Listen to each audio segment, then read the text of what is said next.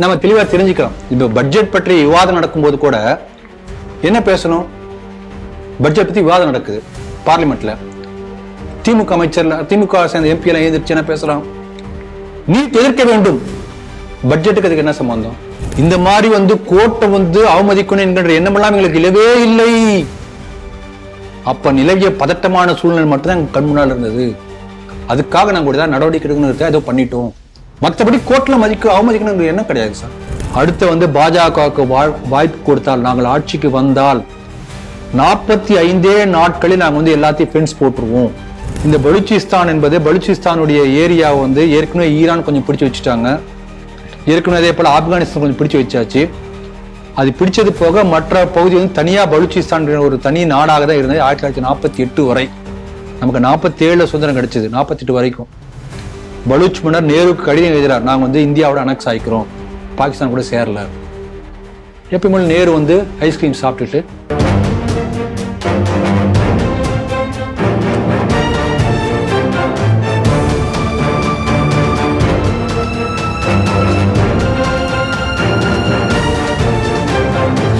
தேசபக்த Sri TV நேயர்களுக்கு வணக்கம். இன்று சிந்திக்க இருக்கக்கூடிய செய்திகள் குறித்து முதலில் பார்க்கலாம். பட்டதாரி ஆசிரியர் தகுதி தேர்வில் 2.75 லட்சம், இடைநிலை ஆசிரியர் தகுதி தேர்வில் 50% பேர் தோல்வி. நீதிபதி ஜிஆ சுவாமிநாதன் குறித்த அவதூறு பதிவுகளை நீக்கவும், சம்பந்தப்பட்டவர்கள் மீது எஃப்ஐஆர் பதிவு செய்யவும் நடவடிக்கை. உச்சநீதிமன்றத்தில் டிஜிபி அறிக்கை. நிலையான வளர்ச்சியை முன்னெடுக்கும் 2026 முதல் 27 பட்ஜெட்டை தாக்கல் செய்த நிர்மலா சீதாராமன். இரவு நேரங்களில் வயல்வெளிகளில் திருடும் பங்களாதேசிகள், மம்தா மீது குற்றம் சுமத்தும் உள்ளூர் மக்கள். 200 பாகிஸ்தான் படைவீரர்களை கொன்ற பலூச்சிஸ்தான் பெண்கள் படை. ஸ்ரீ டிவியின் உண்மை நின்றிட வேண்டும் என்ற உரத்த சிந்தையோடு நான் உங்கள் பாஸ்கரன். இன்றைய செய்திகள் குறித்து சிந்திக்க நம்மோடு அரங்கத்தில் இணைந்திருப்பவர் மூத்த பத்திரிகையாளர், சமூக செயற்பாட்டாளர் திரு ராம வெங்கடாத்திரி அவர்களை ஸ்ரீ டிவி நேயர்கள் சார்பாக இணைய வரவேற்கிறேன். வணக்கம் சார். வணக்கம் பாஸ்கர். சார், முதல் செய்தியாக கல்வி சட்டத்தின்படி பள்ளிகளில் ஆசிரியராக பணி செய்யணும் அரசு பள்ளிகளில் அப்படின்னா அந்த டெட்னு ஒரு எக்ஸாம், கட்டாய தேர்வு, அதில் வெற்றி பெற்றால் மட்டுமே அரசு பள்ளிகளில் பணிபுரியலாம். பள்ளிகளிலே பொதுவாக பணிபுரியலாம். அப்படிதான். அதுல 1லிருந்து 6ஆம் வகுப்பு வரை, அப்புறம் 6லிருந்து 8ஆம் வகுப்பு வரைன்னு 2ஆ பிரிச்சிருக்காங்க. இதற்கான தேர்வு ரிசல்ட் 2 நாளைக்கு முன்னாடி ரிலீஸ் ஆயிருக்கு. 3,30,000 பேர் எழுதியிருக்காங்க. அதுல தேர்வு அடைந்தது என்னமோ 1,50,000 பேர் தான் தேர்வு அடைஞ்சிருக்காங்க. இதுல இடைநிலை ஆசிரியராக தேர்வு எழுதியவர்கள்ல 50% மட்டுமே தேர்ச்சி பெற்றிருக்கிறார்கள். இந்த செய்தி எப்படி பாக்குறீங்க? பாரதியார் தன்னுடைய பாட்டுல பாடியிருக்காரு, கல்வி சிறந்த தமிழ்நாடு. நீ கேள்விப்பட்டிருப்பீங்க. இப்ப இந்த செய்தியை கேள்விப்பட்ட உடனேயே எனக்கு ஒரு டங் ட்விஸ்டர் ஞாபகத்துக்கு வருது. அந்த டங் ட்விஸ்டர் என்ன சொல்றேன், இந்த செய்திக்கு அதுக்கு என்ன சம்பந்தம் நீங்க சொல்றீங்களா?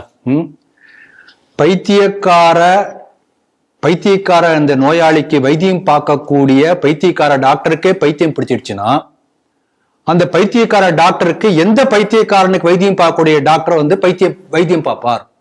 இந்த டங் ட்விஸ்டர் வேகமா சொல்லணும். நானே தடுமாறிட்டு 2 முறை. புரிஞ்சிருக்கும்னு நினைக்கிறேன். இது ஒரு டங் ட்விஸ்டர். இப்ப இந்த டங் ட்விஸ்டருக்கு இந்த செய்திக்கு என்ன சம்பந்தம்? கேளுங்க. தொடர்பு படுத்துக அப்படிங்கிற மாதிரி எதுவும் புரியல அப்படின்னு சொல்லிட்டு இந்த செய்தியை ஒருத்தர் சமூக வலைத்தளத்துல போட்டு, இவர் இதை போடல, அந்த நான் முதல்ல சொன்னதை போடல, அதை தழுவி தமிழ் அதே போல எழுதியிருந்தார். ரொம்ப அழகா எழுதியிருந்தார். இதற்கான டங் ட்விஸ்டர் அப்படின்னு போட்டு, மக்குமானவனுக்கு பாடம் எடுக்கக்கூடிய ஆசிரியரே மக்காக இருந்தால் அந்த மக்குமானவனுக்கு பாடம் எடுக்க வேண்டிய ஆசிரியருக்கு யார் பாடம் எடுப்பார் அப்படின்னு போட்டு புதிய டங் ட்விஸ்டர் போட்டிருந்தார். சரிதானே? ஆக தமிழகத்தினுடைய நிலைமை எந்த அளவுக்கு மோசமாக இருக்கின்றது என்பதற்கு, கல்வி தரத்தை பற்றி தெரிஞ்சு கொள்வதற்கு இந்த ஒரு நியூஸ் போதும். எவ்வளவு மோசமா போயிட்டு இருக்கு பாருங்க. இதுல வேற என்னன்னா, நல்ல ரிசல்ட் காமிக்கணும் என்பதற்காக இந்த கொஸ்டின் பேப்பரை ரொம்ப ஈஸியா தயார் பண்ணிருக்காங்க. அப்படி ஈஸியாக சுலபமாக தயார் பண்ண கொஸ்டின் பேப்பர்லயே இதான் ரிசல்ட் அப்படின்னா எந்த அளவுக்கு கல்வி தரம் பார்த்துக்கணும். இப்ப இந்த செய்தி 2 பத்திரிகையில வந்திருக்கு. தினமலர்ல நீங்க சொன்னது செய்தி வந்திருக்கு. ஹிந்துவுடைய தமிழ் எடிஷன் அதுல வந்து 1.5 லட்சம் பாஸ், வெற்றி, தேர்ச்சி அப்படிங்கிற மாதிரி அது பெருசா கொட்டயத்துல போட்டிருக்கான். அப்ப எந்த அளவுக்கு உண்மையிலேயே மறைத்து ஒரு செய்தி வந்து அப்படி ஒரு வேற மாதிரி வந்து ஒரு ஆங்கிள் பிரசெப்ஷன் இப்படி கொடுக்குறாங்க பாருங்க. நீங்க இந்த கோணத்துல பார்க்க கூடாது, அதை பாசிட்டிவா அவங்க வந்து பிரசன்ட் பண்றாங்க, அந்த கோணத்துல ஏன் நீங்க அப்படி பார்க்கலாம். கரெக்ட் தான் நீங்க சொல்றது. அதாவது டம்ளர்ல வந்து பாதி காலியா இருக்கு, பாதி தண்ணி இருக்குன்னா ஆஃப் எம்டி சொல்லக்கூடாது, ஆஃப் ஃபுல் அப்படி சொல்லுங்கிறாங்க. அப்படி நீங்க சொல்ற மாதிரி நீங்க பார்க்கலாம். அது வந்து நம்முடைய பார்வைக்கு. ஆனால் ஒரு செய்தியை பிரசன்ட் பண்ணும்போது உண்மையை தான் சொல்லணும். இப்ப பாருங்க, எனக்கு ஒரு நீங்க சொன்ன ஒரு விளம்பரம் ஞாபகத்துக்கு வருது. ஒரு குலோப் ஜாமுன் விளம்பரம் வரும், திடீர் குலோப் ஜாமுன். அதுல வந்து சரி பண்ணித்தரேன் எதுக்குன்னு கேட்பாரு அந்த அம்மா. அவன் சொல்லுவான், நான் வந்து ரன்னிங் ரேஸ்ல ஸ்கூல்ல செகண்ட் அப்படிமா. ஓ வெரி குட் அப்படி சொல்லிட்டு உடனே வந்து பண்ணி கொடுத்துருவா, சாப்பிடுவான். சரி எத்தனை பேர் ரன்னிங் ரேஸ்ல கலந்துக்கிட்டாங்க அப்படிமா. பேசவே மாட்டேன், ஃபுல்லா சாப்பிட்டு முடிச்சுட்டு 2 பேர் அப்படி சொல்லிட்டு ஓடி போயிடுவான். ரன்னிங் ரேஸ்ல லாஸ்ட் என்கின்ற உண்மையை நான் ரன்னிங் ரேஸ்ல செகண்ட் என்று அதை மாத்தி சொல்றாங்க. 2மே உண்மைதான், ஆனா எப்படி பிரசன்ட் பண்றாங்க பாருங்க. இதன் மூலம் மக்களுக்கு என்ன மெசேஜ் போகுது? நான் ரன்னிங் ரேஸ்ல லாஸ்ட்ங்க என்ன மெசேஜ், நான் செகண்ட் என்ன மெசேஜ்? மெசேஜ் மாறுது இல்ல, டேட்டா அதே தான், தகவல் அதுதான். அப்படி மக்களை ஏமாற்றக்கூடிய இந்த பத்திரிகைகள் இங்க வந்து கொண்டிருக்கின்றன. அதுக்குதான் நான் சொல்ல வரேன். இப்ப பாருங்க, இதே இந்த டெட் தேர்வுகளை பற்றி போன ஆண்டு என்னுடைய ரிசல்ட் வந்து ராஜேஷ் அவர்கள் போட்டிருக்காங்க Facebookல. அதை நான் படிக்கிறேன். மொத்தம் 3 பேப்பர் இருக்கு. ஃபர்ஸ்ட்ல வந்து போன ஆண்டு 51% ஃபெயில், டெட் பேப்பர் 2ல 72% ஃபெயில், டெட் பேப்பர் 3ல 62% ஃபெயில். இந்த ஃபெயில் எல்லாம் மறைச்சிட்டு பாஸ் மட்டும் போட்டு, பாஸ் பெர்சன்டேஜ் போட மாட்டாங்க, நம்பரை மட்டும் போட்டு அதை பெருசா போட்டு தமிழகத்தில் ஏதோ கல்வித்தரம் வளர்ந்து கொண்டிருப்பது போல ஒரு பொய்யான மாய தோற்றத்தை இந்த பத்திரிகைக்காரர்கள் ஏற்படுத்திக் கொண்டிருக்கிறார்கள். இதுல வேற என்னன்னா, ஒரு தமிழக அரசுடைய கல்வி சாதனைகளை பத்தி ஆசிரியர் வேடம் போட்டு தமிழக அரசு வந்து ஒரு அவங்க ப்ரமோட் பண்றாங்க ஒரு வீடியோல. அந்த வீடியோல யார் இருக்காங்கன்னு பார்த்தா, ஒரு இன்ஸ்டால ஒரு பிரபலமான பாட்டான், நான் பார்க்கல ஆனா பல பேர் போட்டிருந்தாங்க, ஆலப்புழா அம்முக்குட்டி ரம்மு ஊத்துதுன்னு ஒரு பாட்டான். கிளுகிழுப்பா அந்த பாட்டை அவங்க பாடுறாங்க. அப்படியே பல மில்லியன் கணக்குல அந்த வீடியோ போயிட்டு இருக்கு. அப்படிப்பட்ட கவர்ச்சிகரமான அந்த வீடியோல பாடக்கூடிய ஒரு அம்மனியை கூட்டு வந்து இவங்க வந்து ஆசிரியர் வேடத்துல திராவிட மாடலில் கல்விக்குரிய ஒரு விளம்பர படத்துல நடிக்க வச்சிருக்காங்கன்னா இவங்க தர என்னன்னு தெரியுதா? அப்ப மக்களை எப்படியா ஏமாத்துறாங்க புரிஞ்சுக்கிட்டே நான் சொல்றேன். இன்னும் அந்த பாட்டு வரியெல்லாம் கேட்டா மகா மட்டமா இருக்கு, நான் சொல்ல மாட்டேன். இது சொல்றதே எனக்கு கஷ்டமா இருக்கு, சீட்டினுடைய தரம் கெட்டு போயிடும். அதனால இவங்களை ஏன் நீட் எதிர்க்கிறாங்க நம்ம தெளிவா தெரிஞ்சுக்கிறோம். இப்ப பட்ஜெட் பற்றி விவாதம் நடக்கும்போது கூட என்ன பேசணும்? பட்ஜெட் பத்தி விவாதம் நடக்குது பார்லிமெண்ட்ல. திமுக அமைச்சர்ல, திமுக சேர்ந்த எம்பி எல்லாம் எழுந்திருச்சு என்ன பேசலாம்? நீட் எதிர்க்க வேண்டும். பட்ஜெட்டுக்கு அதுக்கு என்ன சம்பந்தம்? ஹிந்தி எதிர்ப்பு. இந்த பட்ஜெட் பற்றி உங்க கருத்து என்ன சொல்லிட்டு நம்முடைய துணை முதல்வர், அடுத்த திமுக ஆட்சிக்கு வந்து அவர் தான் முதல்வரே ஆக போறார், அவர் போய் பத்திரிகையாளர் கேள்வி கேட்கிறாங்க, பட்ஜெட் பத்தி உங்க கருத்து என்னன்னு கேட்டா என்ன பதில் சொல்லணும்? பொதுவா ஒரு அரசியல் கட்சி தலைவனா படிச்சு பார்த்துட்டு இது மக்களுக்கான அதெல்லாம் தெரியாது, ஏங்க சொல்லணும்? என்ன செய்தாலும் பாஜக தமிழ்நாட்டுக்குள்ளே வரவே வராது, வர விடமாட்டோம், இந்த பதில். இப்படிப்பட்ட அமைச்சர்களும் துணை முதலமைச்சர்களும் முதலமைச்சரும் கல்வி அமைச்சரும் இருந்தாங்கன்னா தமிழ்நாட்டில் எப்படி கல்வி உருப்படும் சொல்றேன். அதனால இந்த தரமற்ற கல்வி தமிழ்நாட்டில் இருக்கின்றது என்பதை மறைப்பதற்காக பல மாயாஜால வேலைகள் பண்ணிட்டு இருக்காங்க பத்திரிகைகளை வைத்து. இதே போல அந்த கிளுகிழுப்பு நடிகைகளை வைத்து மாயாஜால வேலைகள் பண்ணிட்டு இருக்காங்க. அதை மறைப்பதற்காக நீட் எதிர்ப்பு நாடகம் அதுதான் நடந்து கொண்டிருக்கிறது. ஆகவே தமிழகத்தினுடைய கல்வி நிலை மிக மோசமாக போய்கொண்டிருக்கிறது. பல முறை செய்திகள் சேனல்களில் பேசியிருக்கோம், பல தரவுகளை சொல்லியிருக்கிறோம். இந்த அரசு மாறினால்தான் தமிழ்நாட்டுக்கு நல்ல காலம் பிறக்கும். அடுத்த செய்தியாக, திருப்பரங்குன்றம் வழக்கு தொடர்பில் நீதியரசர் GR சுவாமிநாதன் அவர்களுக்கு எதிராக சமூக வலைதளங்களில் மோசமான கருத்துக்கள், அவருடைய பின்புலம் குறித்தெல்லாம் விமர்சிக்கப்பட்டது. இதனை எதிர்த்து சுப்ரீம் கோர்ட்டே சுமோட்டோவா வந்து இவர்கள் மீது வந்து தமிழக அரசு எடுத்த நடவடிக்கை என்ன அப்படின்னு கேள்வி கேட்டிருந்தாங்க. அதற்கு தமிழ்நாடு டிஜிபியை வந்து இந்த மாதிரிலாம் நாங்கள் வந்து FIR புக் பண்ணியிருக்கோம், யாரெல்லாம் அவரை விமர்சித்தார்களோ அப்படின்னு சொல்லியிருக்கு. இந்த செய்தி எப்படி பாக்குறீங்க? எத்தனை பேர் மேலே FIR புக் பண்ணாங்க சொல்லியிருக்காரா? அந்த கவுன்சில் வந்ததா பத்திரிகையில அப்படி எத்தனை பேர் விமர்சித்தார்கள், எத்தனை பேர் மீது நடவடிக்கை எடுக்கப்பட்டது, என்ன நடவடிக்கை எடுக்கப்பட்டது? இன்னும் சொல்ல போனோம்னா தமிழகத்திலே இப்ப இருக்கக்கூடிய அமைச்சர்கள் பல பேர் வந்து விமர்சிச்சாங்க தரக்குறைவா. முக்கியமான திமுக கழகத்துடைய தலைவர்கள் விமர்சிச்சாங்க. சபாநாயகர் அப்பாவை விமர்சிச்சார். அப்ப அவங்கள அரெஸ்ட் பண்ணாங்களா? ஏன் யாரும் அரெஸ்ட் பண்ணல? நடவடிக்கை எடுக்கப்பட்டது என்ன நடவடிக்கை? எஃப்ஐஆர் போட்டா போதுமா? பல பேர் மேல எஃப்ஐஆர் போடுறாங்க, ஆனா யாருமே ஒன்னும் அரெஸ்டே பண்ணலையே. புரோட்டோகால் முதல் தகவல் அறிக்கை பதிவு செய்யறது தானே புரோட்டோகால். அதை பண்ணிட்டாங்க, அவ்வளவுதான். ஆகவே நீதிமன்றத்துல வந்து ஒரு அவங்க கேட்ட கேள்விக்கு ஒரு பதில் சொல்லியாச்சு. ஒரு கண் துடைப்பு நாடகம், அவ்வளவுதான். அதுக்கு மேல ஒண்ணும் நடந்த மாதிரி தெரியல. இப்ப பாருங்க, இன்னைக்கு வந்து இதே போல வழக்கு நடந்து கொண்டிருக்கிறது. இன்னைக்கு வந்து நிபந்தனையற்ற மன்னிப்பு கோரி வந்து மாவட்ட ஆட்சியர், காவல்துறை ஆணையாளர், அந்த துணை ஆணையர் திமிராக பேசிய இனிகோ எவ்வளவு கேவலமா பேசியிருந்தார். அது வந்து ஒளிப்பதிவு பண்றான், டிவியில வருது தெரிஞ்சு கூட கண்டெம்ட்டுக்கு போவீங்களா, பாத்துக்கிறோம், போங்க போங்க அப்படி பேசியவர் என்ன சொல்றாருன்னா நிபந்தனையற்ற மன்னிப்பு கேட்கிறார். எல்லாம் என்ன சொல்லியிருக்காங்க, ரைட்டிங்ல என்ன கொடுத்திருக்காங்கன்னா, இந்த மாதிரி வந்து கோர்ட்டை வந்து அவமதிக்கணும் என்கின்ற எண்ணமெல்லாம் எங்களுக்கு இல்லவே இல்லை. அப்ப நிலவிய பதட்டமான சூழ்நிலை மட்டும்தான் எங்க கண் முன்னால் இருந்தது. அதுக்காக நாங்க கூட நடவடிக்கை எடுக்கணும், ஏதோ பண்ணிட்டோம். மற்றபடி கோர்ட்ல அவமதிக்கணும் என்ன கிடையாது சார். ஒரு பெரிய மத கலவரம் வரக்கூடிய, ஒரு மோதல் வரக்கூடிய சூழ்நிலை இருந்ததுனால 144 போட்டோம் தடை சட்டம். மற்றபடி கோர்ட்டு மீறினங்களுக்கு என்ன கிடையாது சார், சொன்ன நம்புங்க அப்படின்னு இன்னைக்கு அப்படியே தாக்கல் பண்ணிருக்காங்க. கேஸ் ஏதோ முடிச்சு வச்சிருக்கான்னு சொல்லியிருக்காங்க போல இருக்கு. அது தெரியாது, இவர் முடிப்பாரான்னு தெரியல.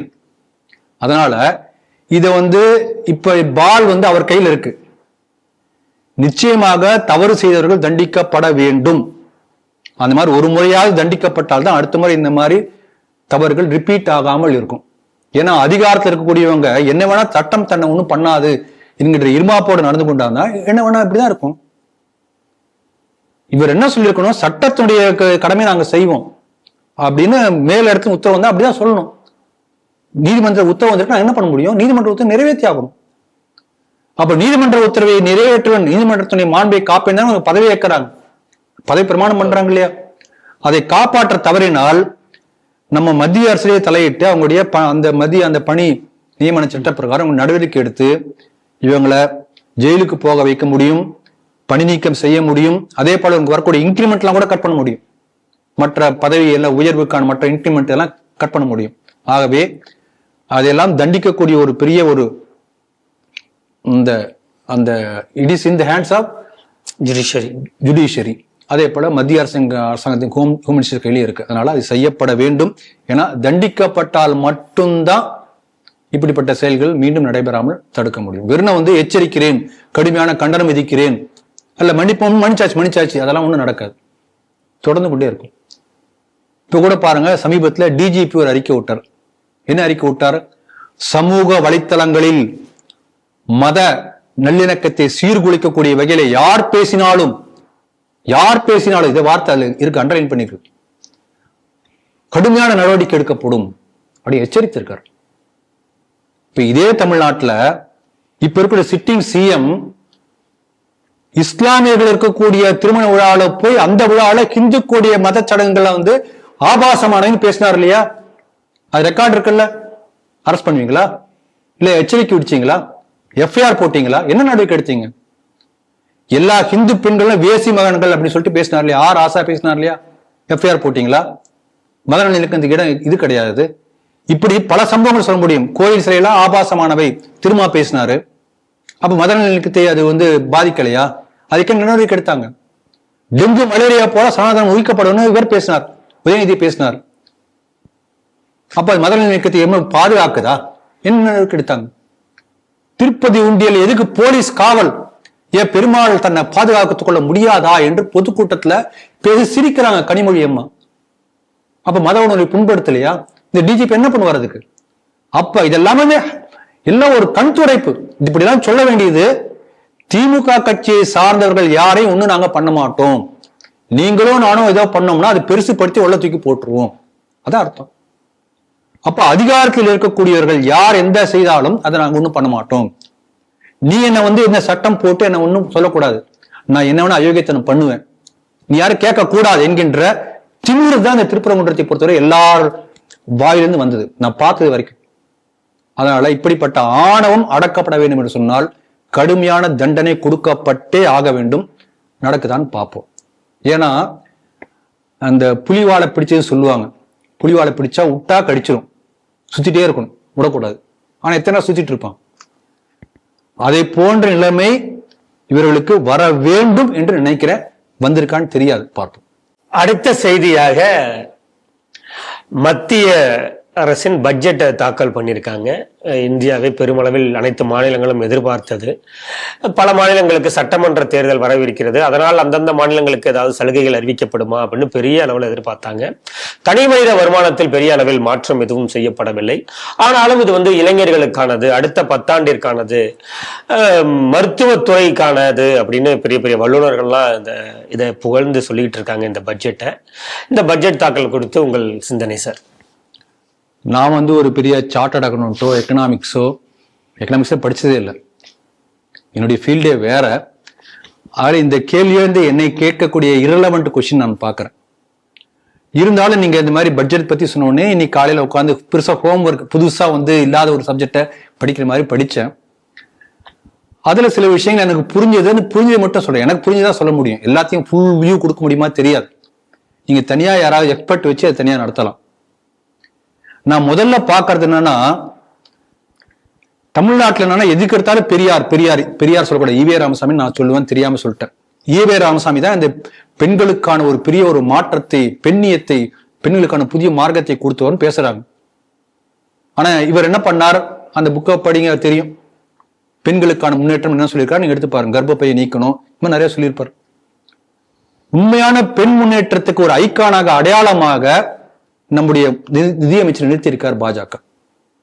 இவ்வளவு பெரிய ஒரு வலிமையான நாட்டினுடைய ஒரு பொருளாதார அமைச்சராக 2வது முறையாக ஒரு பெண் வந்திருக்காங்க. 9 முறை பட்ஜெட் தாக்கல் பண்ணியிருக்காங்க. இதுக்கு முன்னாடி பசி தான் அதிக முறை பட்ஜெட் தாக்கல் பண்ண 9 முறை. அதை இப்ப சமன் பண்ணிட்டாங்க. அடுத்த முறை பண்ணா 10 முறை ஆயிடும். இவங்க என்ன பண்றாங்க? ஊர்கா மாமி கிண்டல் பண்ணிருக்காங்க. ஃபோர்ஸ் பத்திரிகை என்ன சொல்றாங்க? உலகத்தினுடைய சக்தி வாய்ந்த 100 பெண்கள்ல 36வது பெண்மணி. அவனுக்கு தெரியுது, இவங்களுக்கு கண்ணு அதுக்கு மேல தெரியாது. ஊருகா அவங்க புடவை ஜொலதலான்னு பிளவுஸ் போட்டிருக்காங்க, 2x2 பிளவுஸ். இவனுக்கு அதான் தெரியும். ஆகவே இவங்க பார்க்கக்கூடிய பார்வையே அப்படித்தான். அப்புறம் லேடிஸ் என்ன பண்றாங்க? அது வகையே நல்லதுன்னு பாக்குறேன். என்னன்னா அது பேர் சொல்றேன்னு மதுபானி அப்படிங்கிற ஒரு சேரீ கட்டியிருந்தா பட்ஜெட் தாக்கல் பண்ணிருக்காங்க. பட்டு புடவை, காஞ்சிபுரம் பட்டு புடவை அடுத்த நாள். அந்த மதுபானிங்கிறது என்னன்னா, இப்ப பத்ம விருது கொடுத்த ஒரு அங்க ட்ரைபல் ஆர்ட் இதுலயே போயும் வரைவாங்க.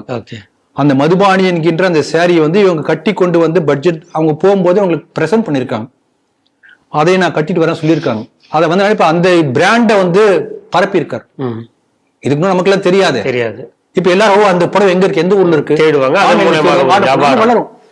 இதே போல இவர் 2 ஆண்டுகளுக்கு முன்பு அவங்க குல்பர்கா என்கின்ற இடத்துல அந்த ஊர்ல அந்த லோக்கலைஸ்ட் பிராண்ட் அந்த சேரீ ரொம்ப ஃபேமஸ் அப்படிங்கிறது நமக்கெல்லாம் தெரியாது.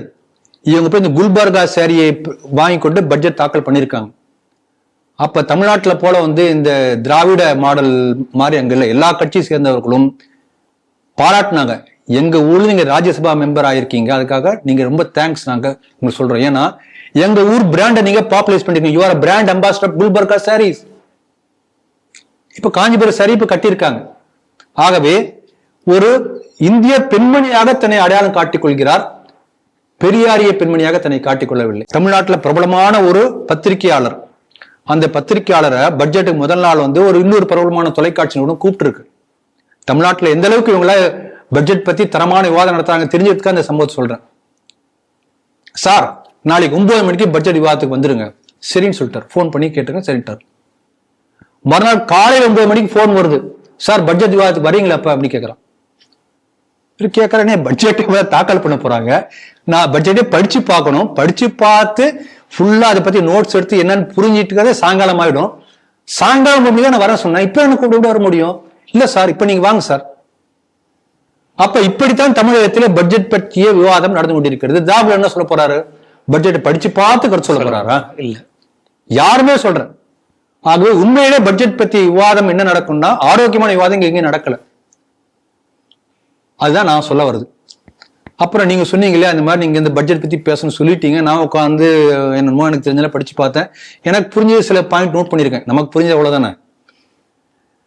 அப்படி பார்க்கும்போது சில இதெல்லாம் பார்த்து எனக்கு மனசுல வந்து ஒரு பெரிய நம்பிக்கை கான்ஃபிடென்ட் வந்துருச்சு. ஆமா. அப்புறம் அதை சுருக்கமா ஒரே ஒரு பாட்டா பாடி முடிச்சலான்னு முடிவு பண்ணேன். இருந்தாலும் சில பாயிண்ட்ஸ் சொல்றேன். அது படிச்ச பிறகு என் மனசுல ஒரே ஒரு பாட்டு தான் ஞாபகத்துக்கு வந்தது. பாட்டே பாயிண்டா வந்துடுச்சு. அந்த பாட்டையும் பாயிண்டையும் சொல்லிடுறேன். அப்புறம் நான் நோட் பண்ண சில பாயிண்ட் எனக்கு புரிஞ்ச பாயிண்ட் போட்டு சொல்றேன். தனியா ஒரு நிகழ்ச்சி நடத்துங்க ஸ்ரீ டிவில. நேயர்கள்ட்ட பாயிண்ட்ஸ் டு பாண்டர்னு சொல்லிடுவோம். ஆமா. எனக்கு என்ன பாட்டுனா மணப்பாறை மாடு கட்டி கேட்டிருக்கீங்களா? அந்த பாட்டு கேட்டிருக்கீங்களா? அதுல பட்ஜெட் பத்தி ஒரு பாட்டு வருது. என்ன பாட்டு? அந்த லைன் சொல்லுங்க. மாயவரம் ஏறு பூட்டி எங்க அதெல்லாம் விட்டுருங்க. கடைசியா வரும். சேத்த பணத்தை சிக்கனமா செலவு பண்ணு பக்குவமா அம்மா கையில குடுத்து போடு சின்ன கண்ணு, அவங்க 600 ஆக்குவாங்க சின்ன கண்ணு. கேட்டிருக்கீங்களா? அந்த பாட்டினுடைய யதார்த்தத்தை உணர்த்துவது போன்ற இந்த பட்ஜெட் அமைஞ்சிருக்கிறது. நான் பொய் சொல்லலைங்க, எனக்கு புரிஞ்ச வரைக்கும் நான் சொல்றேன். அதுக்கு மேல பட்ஜெட் பத்தி சொல்றதுக்கு எனக்கு தெரியாது, அவ்வளவுதான். அந்த மாதிரி இருந்தது. அதுல குறிப்பா 2-3 விஷயம் சொல்லணும் பாருங்க. முதல் விஷயம், இத பல பேர் ஆடிட்டர்ஸ் பேசினது சொல்லியிருக்காங்க. என்னன்னா பட்ஜெட்ல வந்து நடுத்தர வர்க்கத்திற்கான வருமான வரியை குறைத்திருக்கிறார்கள். வருமான வரி வரும்போது 3-4 ஸ்லாப் அதெல்லாம் பெருசா டீட்டெயிலா சொல்றாங்க. அதெல்லாம் எடுத்து படிச்சு பார்த்துக்கோங்க. சுருக்கமா எனக்கு என்ன புரிஞ்சதுன்னா, இப்படிப்பட்ட வருமான வரி சலுகை கொடுத்ததுனால மத்திய அரசுக்கு 1,00,000 கோடி அளவுக்கு வருவாய் இழப்பு ஏற்படும். இவங்க போட்டிருக்க டெபிசிட்லாம் இதுக்குள்ள கொண்டு வரல, இது வந்துரும்னு சொல்லிட்டு போட்டிருக்காங்க. இழப்பு ஏற்படும், ஆனா நாங்க இதை கணக்குல கொண்டு வரல, இது வந்து டெபிசிட்டா காட்டல. இது மூலம் வேற வகையா வருமானமா வந்துரும். எப்படி வரும்? புரியுதா உங்களுக்கு? ஏதாவது புரியல. அப்பதான் ஆடிட்டர் சொல்றாங்க. என்ன சொல்றாங்கன்னா, தமிழ்நாட்டை நம்ம இப்போ ஒரு தடவை ஞாபகத்துக்கு வரும், அப்புறம் அது ஈஸியா புரியும். தமிழ்நாட்டுல மகளிருக்காக அந்த உரிமை தொகை ஊக்கத்தொகை கொடுக்குறாங்க இல்லையா? எத்தனை ரூபாய் கொடுக்குறாங்க? மாதம் 1000. அது திருப்பி வருது. எப்படி வருது? நம்மளே சிட்டிவில சொல்லியிருக்கோம். மின்சார கட்டண உயர்வு, அதெல்லாம் விடுங்க. வாங்கிட்டு வந்து வீட்டுல பலாரம் ஒரு அடி அடிப்பான். 1000 ரூபாய் நேரா டாஸ்மாக் போயிடும், அவ்வளவுதான். அப்ப இந்த பணமானது கொடுக்கப்பட்ட பணம் திரும்ப அப்படியே வந்து அரசாங்கத்துக்கு வந்துடும். புரிஞ்சுதுங்க இல்லையா? இதைத்தான் அந்த ஆடிட்டர் அழகா வேற மாதிரி சொன்னார். இந்த 1,00,000 கோடி ரூபாய் வந்து நீங்க வருமான வரி தளத்து மூலம் நஷ்டம் சொன்ன என்ன பண்ணுவோம்? 1,00,000 கோடி ரூபாய் வந்து பாக்கெட்ல இருக்கு, வரியா வராம நம்மள போற நடுத்தர வர்க்கத்துல பாக்கெட்ல இருக்கு. என்ன பண்ணுவாங்க? எக்ஸஸ் இன்கம் இருக்கு, என்ன பண்ணுவாங்க? சேமிப்பு பண்ணுவாங்க. வாங்கும் திறன் கூடும். என்ன பண்ணுவாங்கன்னா வாங்கும் திறன் கூடும். என்ன சொல்றாங்கன்னா, இப்ப இந்த கேட்டகரி யாரு என்ன பண்ணுவாங்கன்னா, கார் வாங்குவோம், இந்த மாதிரி என்னென்ன பட்டியலிடுறாங்க. அவங்க பட்டியலிடக்கூடிய பொருட்கள்லாம் பார்த்தா கிட்டத்தட்ட எல்லாமே 28% ஜிஎஸ்டி வரக்கூடிய பொருளா இருக்கு. அப்ப 28% வந்துடும் இல்லையா? ஜிஎஸ்டில வந்துருது. மிச்சம் என்ன ஆகும்? 20% என்ன வரும்? இப்போ ஒருத்தர் கார் ஒரு 1000 கார் புதுசா வாங்கினான்னா 1000 கார் வாங்குவதற்கான அந்த சர்வீஸ் ஸ்டேஷன் அதிகமாகும். அது ரிலேட்டட் எடுத்து இண்டஸ்ட்ரி டெவலப் ஆகும். அப்ப இன்க்ரீஸ் ஆகும். ஒரு வருஷத்துல இந்த 1,00,000 கோடியை விட அதிகமான பணமான வருவாயாக திருப்பி வந்து அப்படியே ரொட்டேட் ஆகி அரசாங்கத்துக்கு வந்துடும். அப்ப திராவிட மாடல் எப்படி சிந்திக்குது? நான் 1000 ரூபாய் கொடுத்தா சரக்கு அடிச்சு திருப்பி உள்ள வந்துடும் நினைக்கிறோம். இவனுடைய மாடல் அப்படிதான் இருக்கு. அது இலவசமா கொடுக்குறோம், ஃப்ரீபியா உரைக்க போறது இல்லை. ஆனால் இங்க என்ன பண்றான்? சேமிப்பா இருக்கும், தங்கமா இருக்கும், இல்ல வீட்டுல முதலீடு பண்ணுவான். It will again come to the nation எக்ஸக்கர் இன் அனதர் ஃபார்ம். உழைத்து பணமாக பொருளாக உற்பத்தியாக திரும்பி வரக்கூடிய ஒரு வாய்ப்பு. அப்ப இதுதான் வந்து நான் சொன்ன அந்த பாட்டுக்கான அர்த்தம் இங்க உங்களுக்கு வரும். 600 ஆக்குதல். ஆமா, இதுதான் 6,000 கூட போதுமான இல்லையா? உங்களுக்கு அப்படியே திருப்பி வருது இல்ல? அதனால இது ஒண்ணு. ரெண்டாவது நான் கவனிச்சேன் என்னன்னா, அவங்க பேசக்கூடிய பேச்சுல இது வந்து கடைசியா சொல்லியிருக்காங்க. அந்த பட்ஜெட் பத்தி எல்லாம் சொல்லிட்டே வந்துட்டு கடைசியா என்ன சொல்லியிருக்காங்கன்னா, என்னன்னா இந்த விஷயம் சொல்லியிருக்காங்க. இந்த வருமான வரி ஸ்லாப் பத்தி 6 அடிக்கிற மாதிரி சொல்லி எல்லாம் பல பேர் எழுதியிருக்காங்க. அது என்ன 6 புரியல. அப்புறம் நான் 2-3 ஆடிட்டர் பேசினப்ப தான் நான் புரிஞ்சுட்டேன். டீட்டெயிலா சொல்லியிருக்காங்க. ஏன்னா அந்த துறை எக்ஸ்பர்ட்டா இருக்கிறதுனால எப்படி வந்து இது பணம் இழப்பாக இல்லாமல் எப்படி திருப்பி வரும் அப்படி சொல்லியிருக்காங்க. இதுல நான் முக்கியமா கவனிச்சதுன்னா, எந்த இடத்துலயுமே இதே வந்து இதுக்கு முன்பு காங்கிரஸ் ஆட்சி இப்ப நடந்துட்டு இருக்குன்னு வச்சுக்கலாமே, வச்சிருந்தா என்ன ஆயிருக்கும்னா அந்த பட்ஜெட் முழுக்க ஐயோ யூஎஸ் டேரிஃப் போட்டான், ஐயோ இப்படி புலம்பி இருப்பாங்க. ஒரு இடத்துல கூட அந்த அமெரிக்க வரி விதிப்பு பத்தி ஒரு வார்த்தை கூட இல்லை. போடா நீ என்னடா வரி விதிப்பு. இட் மீன்ஸ் அது வந்து எந்த விதமான பாதிப்பையும் நம்முடைய பொருளாதாரத்தில் ஏற்படுத்தவில்லை. அதாவது ஒரு பொருட்டாவே நினைக்கல மட்டும் இல்ல, அப்படித்தான் இந்த திட்டம் தீட்டி சரிப்படுத்திருக்காங்க. இதெல்லாம் ஒரு பெரிய பெருமைக்குரிய விஷயம் இல்லையா? இதெல்லாம் பத்திரிகை சொல்லணும் இல்லையா? இது வந்து அதே போல பல பேர் இந்த சாதனைகள் பத்தி எல்லாம் சொல்றாங்க. அப்ப இந்த இது வந்துட்டு இருக்கும்போது ஒரு ஆடிட்டர் ஒருத்தர் சொன்னார், அது எந்த அளவுக்கு உண்மைங்கிறது நம்ம பல பேர்கிட்ட கேட்கணும். ஆனா உண்மையா இருக்க வாய்ப்பு இருக்கு. பல சர்வதேச அமைப்புகள், நிதி அமைப்புகள் என்ன சொல்றாங்கன்னா, இந்த இந்திய பொருளாதாரத்தை வளரக்கூடிய ஒரு பெரிய ஜெயண்ட் என்று சொல்றாங்க. அதுக்கான முக்கியமான காரணமாக அவர் சொல்றாரு என்னன்னா, கோவிட் சமயத்துல உலகத்துல பல நாடுகள்ல ஏகப்பட்ட பொருளாதார நெருக்கடி முடங்கி போயிடுச்சு இல்லையா? முடங்கி போயிடுச்சு. நம்ம நாடு அப்படிதான் ஆச்சு, எல்லாருக்கும் ஏற்பட்டதுதான். ஆனா அப்படிப்பட்ட காலகட்டத்திலும் ஒரு ரூபாய் நோட்டு கூட எக்ஸ்ட்ரா அடிக்காத காரணத்தினால் இன்றைய பொருளாதாரம் வலுவாக இருக்கிறது. என்ன சொல்றாங்கன்னா, பல ஐரோப்பிய நாடுகள், யுஎஸ் போன்ற வல்லரசு நாடுகள்லாம் கூட கவர்மெண்ட் ஃபண்ட் இல்லை, என்ன பண்ணு, நோட்டை பிரிண்ட் பண்ணு. அப்போ உடனே கவர்மெண்ட் கையில காசு வந்தாச்சு, அதை எடுத்து கொடுத்துடலாம். ஆனால் அது இம்மிடியட் ரிலீஃப். அப்புறம் என்ன ஆகும், ஒரு வருஷம் 6 மாசம் கழிச்சு அந்த ரூபாயோட மதிப்பு குறைய ஆரம்பிக்கும். அப்பதான் தெரியும், ஏன்னா பேப்பர் தானே உற்பத்தி கூட, வெறும் பேப்பர் தான் கூடியிருக்கு ரூபாய் நோட்டா. அதை செய்யாத ஒரே அரசு நம்முடைய அரசு தான் என்று அந்த ஆடிட்டர் சொன்னாரு. அதுதான் வந்து இப்படிப்பட்ட நம்முடைய பொருளாதார வலிமைக்கு கோவிடுக்கு அப்புறம் நம்ம பாருங்க இன்க்ரீஸ் ஆயிருக்கும். மற்ற நாடுகளில் கீழே குறைஞ்சு, நீங்க எல்லா நாடையும் எடுத்து பாருங்க, எல்லா நாடுமே வந்து கீழே போயிருக்கு. ஆனா அதுக்கப்புறமும் வந்து மேல போயிட்டே இருக்கு. ஆக இது ஒரு முக்கியமான காரணம் என்று அவர் சொல்லியிருந்தாரு.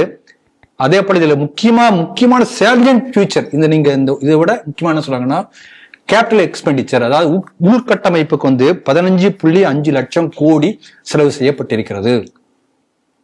இதுதான் கவனிக்க வேண்டிய முக்கியமான விஷயமே. இப்ப என்ன பண்றாங்கன்னா, இந்த பணம் எங்க இருந்து வருது? எல்லா பணமும் வந்து வருமானத்துல இருந்து வருது இல்ல, ஜிஎஸ்டி மூலமாகவோ எல்லாமே அப்படி கிடையாது. வள்ளுவர் சொல்லுவாரு, ஆகாறு அளவிட்டதாயினும் கேடில்லை, போகாறு அகலாக்கடை. நீ வந்து வருமானத்தை இப்படி செலவு பண்ணும்போது எவ்வளவு வருது, 100 ரூபாய் வருதா, 100 ரூபாய் கூட செலவு பண்ணு. அது ஒரு மனிதனுக்கு பொருந்துடும். ஆனா நாட்டுக்கு பொறுத்த என்ன, மனிதனுக்கே இப்ப இன்றைய எக்கனாமிக்ஸ் அது தப்புங்கிறாங்க. நாட்டுக்கு என்ன சொல்றாங்கன்னா, எவ்வளவு வருதோ அதுல ஒரு குறிப்பிட்ட பெர்சன்டேஜ் என்ன பண்ணணும், கொஞ்சம் எக்ஸ்ட்ரா வச்சுக்கணும்.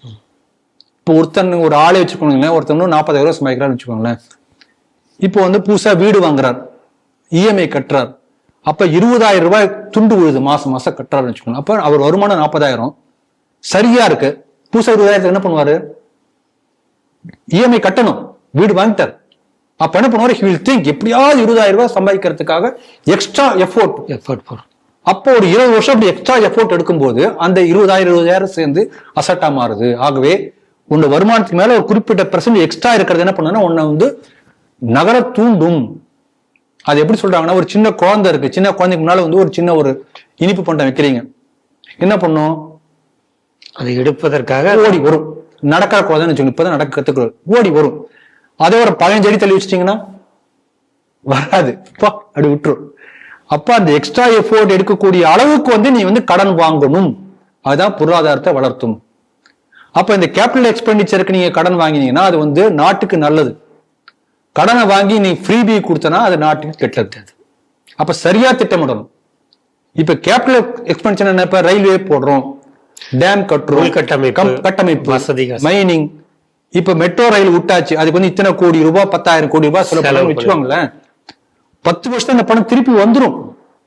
அப்படி வந்ததுன்னா அது சரியான செலவு. ஆகவே இவங்க பிளான் பண்ணக்கூடிய கேபிட்டல் எக்ஸ்பெண்டிச்சர், ரோடு முழுக்க என்கச்சி ரோடு, ஏகப்பட்ட ரோடு போடுறாங்க. Fast railway corridor, Madras Bangalore வந்திருக்கிறது. அதே போல ஹைதராபாத்ல இருந்து ஒரு ரூட், அந்த மாதிரி ஒரு 7 இடத்துல வச்சிருக்காங்க. இதெல்லாம் வரவேற்கத்தக்க ஒரு உள்கட்டமைப்பு வசதி. அப்ப அந்த பணம் திருப்பி 5 வருஷத்துல 8 வருஷத்துல திரும்பி வந்துடும். அது முதலீடு அப்படியே திரும்பி வந்துடும். குறிப்பா பாத்தீங்கன்னா ரேர் எர்த் மினரல்ஸ், அதாவது அரிய கனிம வளங்கள், அதுக்காக வந்து பெரிய அளவு முதலீடு போட்டிருக்காங்க. அந்த முதலீடு முழுக்க பாத்தீங்கன்னா தமிழ்நாடு, ஆந்திர பிரதேஷ், கேரளா, இந்த 3 மாநிலம் இந்தியா மட்டுமே டார்கெட் தான் இருக்குது. ஆமா, ஒடிசா, 4 மாநிலங்கள், இந்த 4 மாநிலம் தான். இந்த ரேர் எர்த் மினரல்ஸ் கனிம வளத்தை வைத்து கொள்ளையடித்துக் கொண்டிருக்கக்கூடிய திராவிட மாடல் அரசு, ஆனா அதே அரிய கனிம வளத்தை வைத்து இங்க நம்ம தமிழ்நாட்டு ரொம்ப ஃபேமஸ் வைகுண்டராஜன் ஒருத்தர், இன்னும் நிறைய பேர் இருக்காங்க. அதுல ஏடிஎம்கே டிஎம்கே எல்லா கட்சியும் சேரும், எல்லா திராவிட மாடல சங்கமம் ஆயிடும். இங்க உள்ள தாது மணலை கடத்தி கொண்டு வெளிநாட்டுக்கு வித்துருவாங்க. அப்ப அந்த ரேர் எர்த்தை வச்சு மினரல்ஸ் வச்சு எந்த அளவுக்கு இன்னைக்கு சீனா அதை வச்சு தான் உலகத்தையே மிரட்டி கொண்டிருக்கிறான். நம்ம ஊர்ல இருக்கு, குறிப்பா தென் மாநிலங்கள்ல இருக்கு. அதை வைத்து எப்படி அதை ப்ராசஸ் பண்ணி எப்படி ரேர் எர்த் மினரல்ஸ் அதை வந்து எடுப்பது, இதுக்காக பெரிய ப்ராஜெக்ட் போட்டிருக்காங்க. ஆகவே கனிம வளத்தை வைத்து கொள்ளையடித்துக் கொண்டிருந்தால் அது திராவிட மாடல், அதே அரிய கனிம வளங்களை வைத்து நாட்டு நலனுக்காக அதை பயன்படுத்தினால் அது பாஜக மாடல். டேட்டா சென்டர் என்று சொல்லுவாங்க. அதாவது இப்ப நம்ம இன்டர்நெட் பார்க்கல, WWW அந்த வெப்சைட் எல்லாம் எங்க இருக்கும்னா எங்கேயோ ஒரு இடத்துல இருக்கும். அந்த ஒரு இடம் தான் டேட்டா சென்டர்னு பேரு. அப்படிப்பட்ட டேட்டா சென்டர்லாம் எங்க இருக்குன்னா அமெரிக்காவில் இருக்கும், லண்டன்ல இருக்கும், ஜெர்மனி போன்ற சில யூரோப்பிய நாடுகள்ல இருக்கும், சிங்கப்பூர்ல இருக்கும், ஹாங்காங் இருக்கும், சைனால இருக்கு. இதான் மொத்தமே. அப்ப நம்ம ஊர்ல உள்ள நம்ம கவர்மெண்ட் டேட்டாவா இருக்கலாம், நம்ம ஆதார் டேட்டாவா இருக்கலாம், இந்த மாதிரி எந்த டேட்டா இன்ஸ்டிடியூட் எதுவா இருந்தாலும் டேட்டா முழுக்க டேட்டா சென்டர்ஸ் எடுத்தோம்னா ஒரே ஒரு டேட்டா சென்டர் வந்து புனேல இருக்கு, பிஎஸ்என்எல். அது வந்து இத்தனை பேரையும் ஈடு கொடுக்குற அளவுக்கு அந்த டேட்டா சென்டர்ல இல்ல. இங்கே உள்ள பெரும்பாலான வெப்சைட் எல்லாமே மில்லியன்ஸ் ஆஃப் வெப்சைட் எல்லாம் maximum US and UK paste data centres தான், யூரோப் பேஸ்ட் டேட்டா சென்டர்ஸ் தான். அது பிரைமரி சர்வர் சொல்லுவாங்க. செகண்டரி வந்து ஹாங்காங்ல இருக்கும். அப்ப நம்முடைய தரவுகள் முழுக்க முழுக்க வெளிநாட்டு நம்பி இருக்கும். இதை வந்து இன்னைக்கு வந்து அந்த வெளிநாட்டு டேட்டா சென்டர் இல்லாம உள்நாட்டிலேயே 100% நிறுவி காட்டி இருக்கக்கூடிய சைனா மட்டும்தான். இன்றைக்கு அதை அந்த இலக்கை நோக்கி நம்முடைய அரசு பயணப்பட்டு கொண்டிருக்கிறது. இந்த பட்ஜெட்டை பற்றி சொல்லியிருக்காங்க. பெரிய விஷயம் அது. நாளைக்கு ஒரு வார் என்று வந்ததுன்னா இந்த டேட்டா சென்டர் ஏதாவது பிரச்சனை ஆச்சுன்னு ஒன்றும் பண்ண முடியாது, கம்ப்ளீட்லி கொலாப்ஸ். ஆமா. அப்ப தகவல்களை எந்த அளவுக்கு முக்கியங்கிறது இன்னைக்கு தெரியும் நமக்கு. அதுக்கான ஒரு பெரிய முயற்சி பண்ணிட்டு இருக்காங்க. அதே போல சென்ற செய்தி சேனைகள் நம்ம பேசினோம்.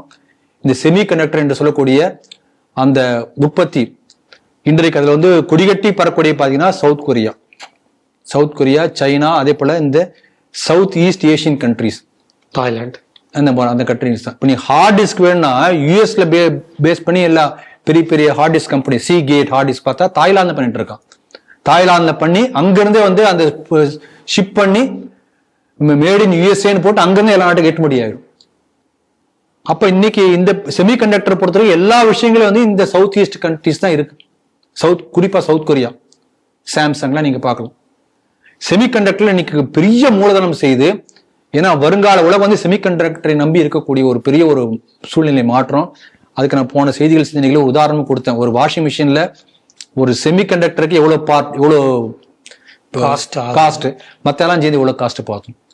அப்ப நம்ம அறியாம அவ்வளவு காசை கொண்டு போய் டிவி வாங்குறோம். டிவியில பெரும்பகுதி நம்ம மேடு இந்தியாவா இருந்தா கூட அந்த ஒரு சின்ன ஒரு பார்ட் வந்து அங்க இருந்து வரும், இம்போர்ட் அது மட்டும் வரும். அப்போ பெரிய பகுதி அங்க போயிடும். ஆகவே செமிகண்டக்டர்ல ஒரு பெரிய பாய்ச்சல் போல நம்ம அடுத்த கட்ட தயாராக போறோம். அதுக்கான பெரிய இன்வெஸ்ட்மெண்ட் வந்திருக்கு.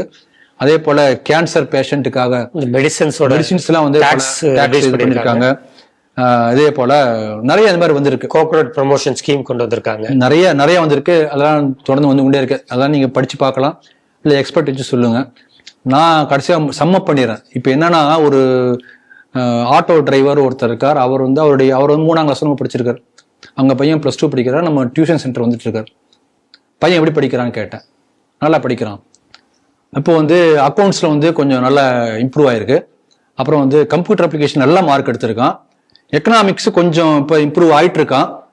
எல்லாம் அவர் சொன்னார். ரொம்ப சந்தோஷமா போச்சு. இதெல்லாம் உங்களுக்கு தெரியுமான்னு கேட்டேன். நான் 3ஆம் கிளாஸ் தான் படிச்சிருக்கேன் அப்படின்னாரு. அப்புறம் எப்படி இதெல்லாம் இம்ப்ரூவ் ஆயிட்டு இருக்கான்னு சொல்றீங்க அப்படின்னு சொல்லி கேட்டேன். ரிசல்ட் பாக்குறேன்ல எப்படி. ஆகவே நமக்கு இந்த டேட்டாலாம் நமக்கு தெரியாது. டேட்டாலாம் விட்டுருங்க, எல்லாம் நீ ஆடிட்டர்கிட்ட கேட்டுக்கோங்க. ரிசல்ட் தான் நான் சொல்றேன். அதான் என்னன்னா, இந்த ரிசல்ட்ல பாருங்க, பிஸ்கல் டெபிசிட்னு சொல்லுவார்கள். பற்றாக்குறை, நிதி பற்றாக்குறை. அது வந்து ஒவ்வொரு முறையும் பற்றாக்குறை என்ன பண்ணணும்னா, பற்றாக்குறைக்கு ஏற்றபடி அதிக வரி விதிப்பு பண்ணணும், இல்லை ஏதோ ஒரு திட்டம் போட்டு அந்த பணத்தை வந்து ஈடுகட்டணும். இதுதான் வந்து சரியா செய்யணும். அதுக்காக தான் பற்றாக்குறை பட்ஜெட்டே போடுறது. எக்ஸ்ட்ரா எஃபோர்ட், அந்த இஎம்ஐ பத்தி நான் சொல்ல, அதே போல எக்ஸ்ட்ரா எஃபோர்ட் எடுத்து அந்த பணத்தை எப்படியாவது வசூல் பண்ணணும், திட்டம் போடணும். ஆனா இது முன்னால வரையும் இந்த காங்கிரஸ் மேதாவிகள் என்ன பண்ணாங்கன்னா, பற்றாக்குறை போடுவாங்க, அது வந்து என்ன பண்ணுவாங்க, கடனா வாங்குவாங்க, அல்ல நோட்டா அடிப்பாங்க, பற்றாக்குறை ஈடு ஆயிடும், திருப்பி இப்படிதான் நடந்துட்டு இருக்கும். அப்ப விலைவாசி ஏறும், அல்லது வந்து பொருட்கள் மதிப்பு வந்து ஏறிக்கொண்டே போகும், ரூபாய் மதிப்பு கீழே போயிட்டே இருக்கும். இதான் நடக்கும். இது நமக்கு வெளியில தெரியாது. இவன் என்ன பண்ணிருக்கான், ஒவ்வொரு ஆண்டுமா தொடர்ந்து பிஸ்கல் டெபிசிட் குறைத்து கொண்டே வந்திருக்கிறார்கள். இப்ப பாருங்க, போன வருஷம் வந்து 4.8% இருந்தது, இப்ப 4.4%. இது ஒண்ணு. இதெல்லாம் ஒரு ஃபேக்டர். அதே போல டெட் டு ஜிடிபி ரேஷியோன்னு ஒண்ணு இருக்கு. இதான் உங்களுடைய மொத்த உள்நாட்டு உற்பத்தியில எவ்வளவு நீங்க வந்து கடன் வாங்கலாம். அதுக்கு என்ன சொல்றாங்கன்னா, மேக்சிமம் வந்து 70% தான் நீங்க வாங்கணும், அதுக்கு மேல வாங்கக்கூடாது. நீங்க அமெரிக்காலாம் பார்த்தா 135% வாங்கிட்டு இருக்காங்க. இந்த ஜப்பான்லாம் 300% பக்கம் இருக்குன்னு நினைக்கிறேன். அது எக்கனாமிக்ஸ்ல கேட்டீங்கன்னா சொல்லுவாங்க இந்த மாதிரி. நம்ம 56.1% போன வருஷம் இருந்தது, ஒவ்வொரு வருஷம் குறைஞ்சிட்டே வருது. இந்த வருஷம் 55.6%. அடுத்த வருஷம் இன்னும் குறையும். என்ன சொல்றாங்கன்னா, இன்னும் ஒரு 4 வருஷத்துல 50% குறைஞ்சிரும். அந்த மாதிரி நாங்க பிளான் பண்ணிருக்கோம். இதெல்லாம் வந்து ஒரு பாசிட்டிவா இருக்கக்கூடிய பல காரணிகள். அதே போல நெடுஞ்சாலை உள்கட்டமைப்பு வந்து பெரிய அளவுல மாற்றத்தை ஏற்படுத்தி இருக்கிறது. நீங்க பார்க்கலாம், பல ஊர்களுக்கெல்லாம் வந்து பறந்து போக முடிகிறது, அதனால பொருளாதார வல்லமை பெறுகிறது. நீங்க அந்த என்ஹெச்ஐ அந்த தேசிய நெடுஞ்சாலையை பார்த்தீங்கன்னா, நீங்க ரங்கநாதன் வாங்கக்கூடிய அத்தனை சமாச்சாரம் அங்கேயே கிடைக்குது.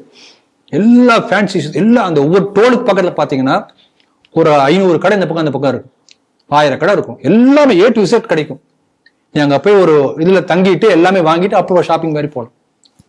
அப்ப இதெல்லாம் ஒரு பொருளாதார வளர்ச்சி இதெல்லாம் இல்லைங்களா? அப்ப இதுல என்ஹெச்ஐல வந்து பார்க்கக்கூடிய ரோடுல இத்தனை நாள் வரைக்கும் இந்த நஷ்டத்துல இருந்தது, இன்னைக்கு வந்து அது லாபத்தை ஈட்டக்கூடிய அளவுக்கு மாறி இருக்கிறது. எப்படின்னு கேட்டீங்கன்னா, இதுக்கு முன்பு வரையே அதெல்லாம் வந்து ஏகப்பட்ட ஊழல் நடந்துட்டு இருக்குன்னு நினைக்கிறேன். இப்ப என்னன்னா, ஃபாஸ்டேக் வந்த பிறகு லாபத்தை நோக்கி நகருகிறது. என்ன அர்த்தம்? வெளிப்படைத்தன்மையான ஒரு நிர்வாகம் வரும்போது லாபம் வருகிறது. அப்ப அதுக்கு முன்னால இல்லைன்னு தானே அர்த்தம். டிரான்ஸ்பரன்சி இதெல்லாம் வந்து நான் ரிசல்ட் மட்டும் நான் சொல்றேன். அதே போல அந்நிய செலாவணி கையிருப்பு $700 பில்லியன் தாண்டி இருக்கிறது அப்படின்னு சொல்லி ஒரு செய்தி படிச்சேன். அது நமக்கு எல்லாம் புரியாது. அப்படின்னா என்ன நமக்கு புரியாது. அதுக்கு வந்து ஒரு ஆடிட்டர் விளக்கம் சொன்னா அதை நான் அப்படியே சொல்றேன். ஆடிட்டர் சொன்னா நமக்கு புரியும். அவர் என்ன சொல்றாருன்னா, இந்த அந்நிய செலாவணியை வச்சு நம்ம இறக்குமதி பண்ணிட்டே இருந்தோம்னா 11 மாசத்துக்கு இறக்குமதி பண்ணலாம். அந்த அளவுக்கு நம்ம கிட்ட இப்ப கெப்பாசிட்டி இருக்கு. அல்லது ஃபாரின்ல பல இடத்துல கடன் வாங்கியிருக்கோம், கடன் வாங்காம யாரும் பண்ண முடியாது. இப்போ ஒரு மெட்ரோ திட்டம் ஏதாவது ஃபாரின்ல இருந்து பல நாடுகள் ஃபண்ட் வரும், ஃபாரின் டைரக்ட் இன்வெஸ்ட்மெண்ட் இந்த மாதிரிலாம் இருக்கும். நம்ம அப்படி வாங்கின ஃபாரின் இன்வெஸ்ட்மெண்ட்டை 95.4% வந்து நாம வந்து அடைச்சிட முடியும். அந்த அளவுக்கு வந்து அந்நிய செலாவணி கையிருப்பு இப்ப நம்ம கிட்ட இருக்கு. அப்படின்னா இட் மீன்ஸ் அந்த அளவுக்கு எக்ஸ்போர்ட் அதிகமாக இருக்கிறது. இதெல்லாம் வந்து வெளியில வரக்கூடிய ரிசல்ட் நான் சொல்றேன்.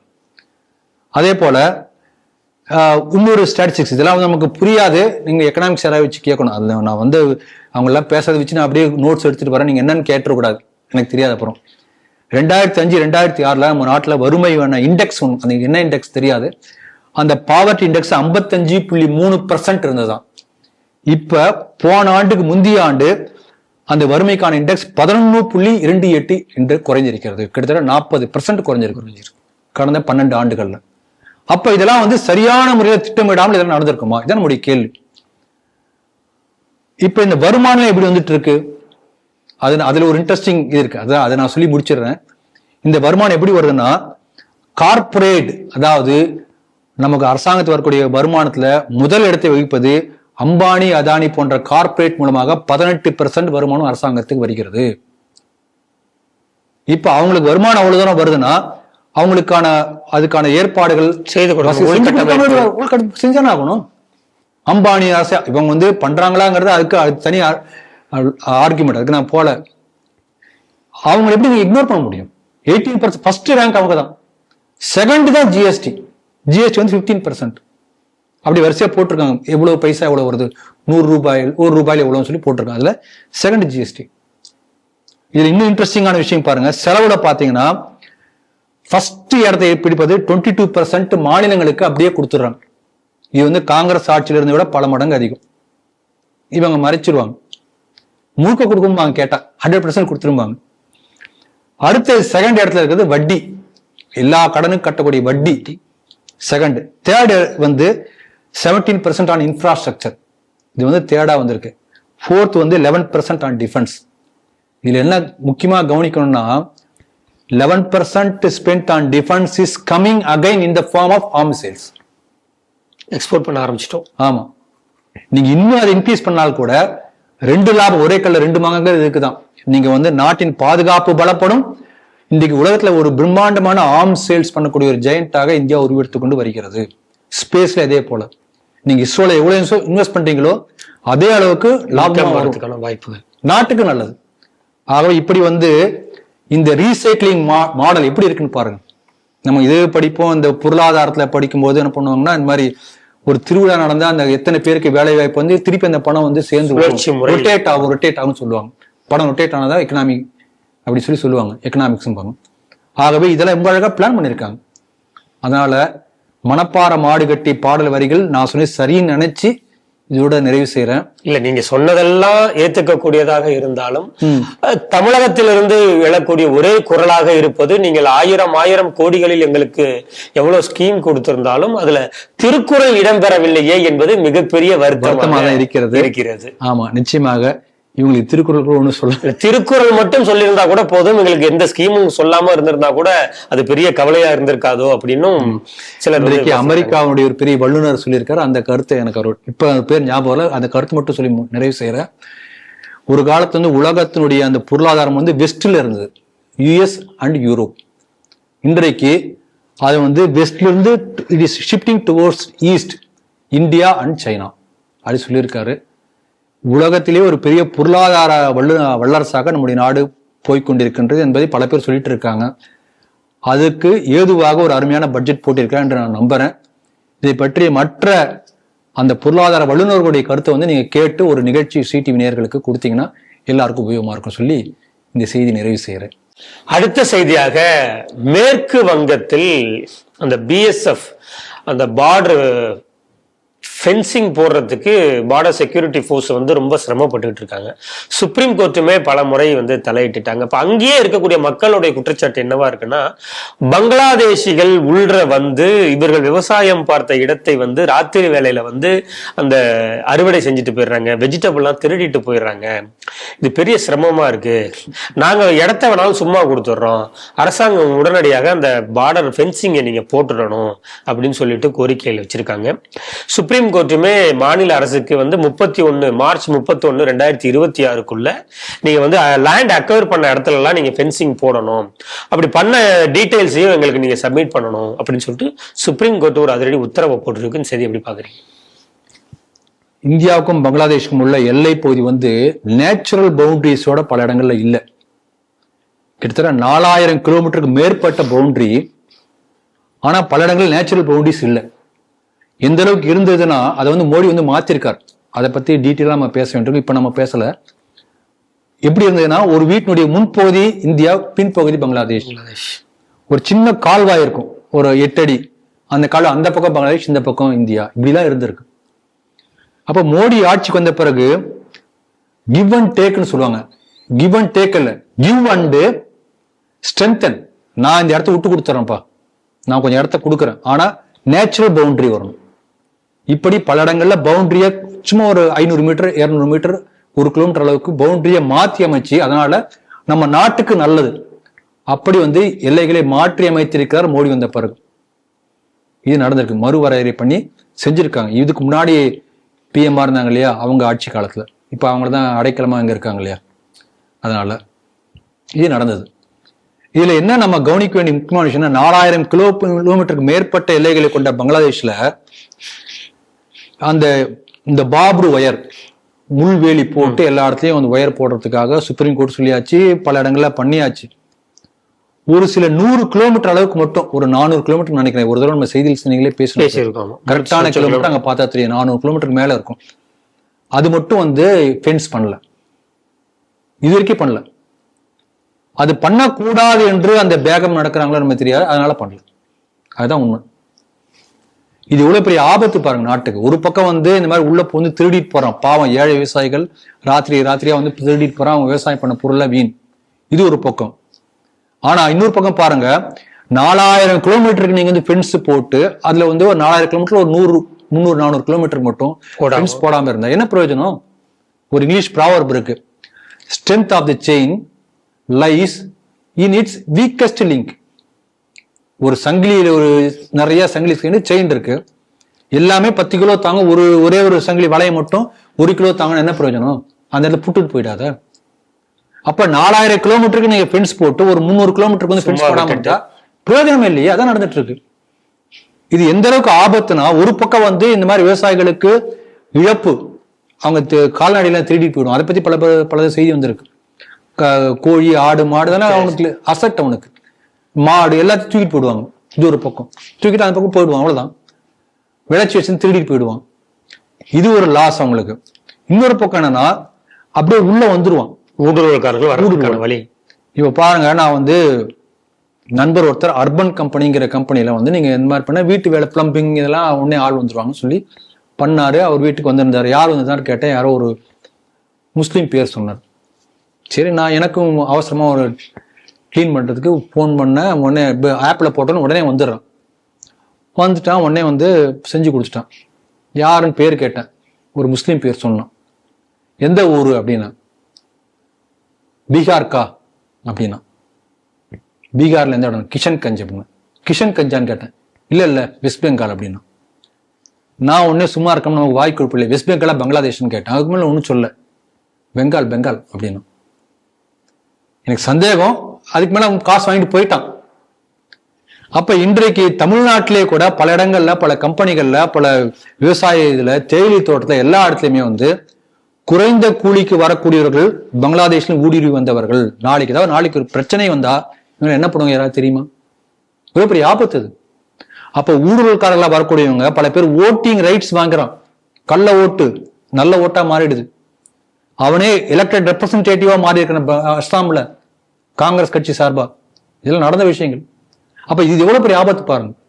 அப்ப ஒரு பக்கம் வந்து நாட்டுக்குள்ள பூந்து கொள்ளை அடிக்கிறான். இது ஒண்ணு. செகண்டு, உள்ள வந்து இன்ஃபில்ட்ரேட் பண்ணி நம்முடைய பாதுகாப்பில் குழப்பத்தை ஏற்படுத்துறான். மூணாவது, ஓட்டே வாங்கிடுறான். நாலாவது, எலெக்டட் ரெப்ரசன்டேட்டிவா ஆயிடுறான். அஞ்சாவது என்ன பண்றான்? இதோட அடுத்த பாதிப்பு என்னன்னா, அந்த பார்டர் முழுக்கையும் வந்து வெஸ்ட் பெங்கால் முழுக்க வந்தாச்சு. பல இடங்கள்ல எல்லை மாவட்டம் முழுக்க மோர் தென் 60-70% வந்தாச்சு. அந்த மாதிரி பார்டர் முழுக்க வந்துடுறான். வந்துட்டு இப்ப என்ன பண்றான்?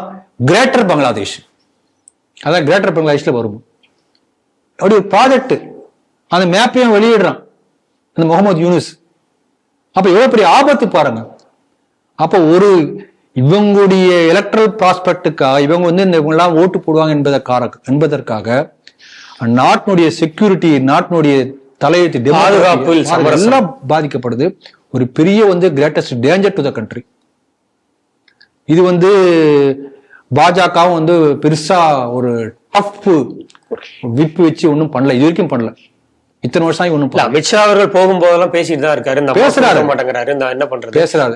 போதிய கூட என்ன சொல்லியிருக்காருன்னா, எலெக்ஷன்ல என்ன பேசியிருக்காருன்னா, அவர் பேசின ரொம்ப ஃபேமஸ் ஸ்பீச். அடுத்து வந்து பாஜகவுக்கு வாய்ப்பு கொடுத்தால், நாங்கள் ஆட்சிக்கு வந்தால் 45 நாட்களில் நாங்க வந்து எல்லாத்தையும் ஃபென்ஸ் போட்டுருவோம். போடுவீங்க. அதுதான் என்னோட கேள்வியாக இருக்கு.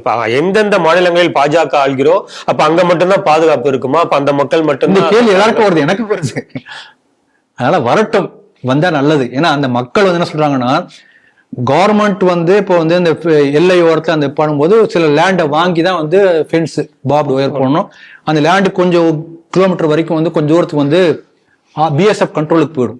ஏன்னா அவன் லேண்டை கொடுத்தா கூட அவன் தான் இருப்பான், நீங்க வர முடியாது. இவன் என்ன சொல்றான்னா, அதுக்கு வந்து கவர்மெண்ட் வந்து ஒரு பிரைஸ் கொடுத்துருக்கான்.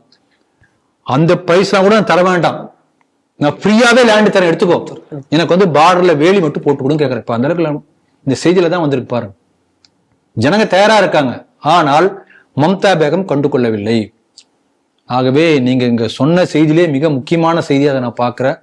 மிகப்பெரிய நாட்டினுடைய பாதுகாப்புக்கு அச்சுறுத்தல் ஏற்படுத்தக்கூடிய மிக மிக முக்கியமான பிரச்சனையாக இது அமைந்திருக்கிறது. நல்ல வேலையாக அடுத்த 3 மாசம் கழிச்சு எலெக்ஷன் வருது. அமித்ஷா சொன்னபடி ஜெயிக்கட்டும், ஜெயிச்சு 45 நாள் இது சரியாகட்டும் என்று கடவுளை பிரார்த்தனை பண்றேன். நிறைவு செய்தியாக, பாகிஸ்தானில் அந்த உள்நாட்டு கலவரம் தொடங்கிவிட்டது. BLA, பலூச் லிபரேஷன் ஆர்மி, இதை ஒரு அந்த பெண்கள் சார்ந்த குழு தான் இதை தலைமை எடுத்து நடத்துறாங்க.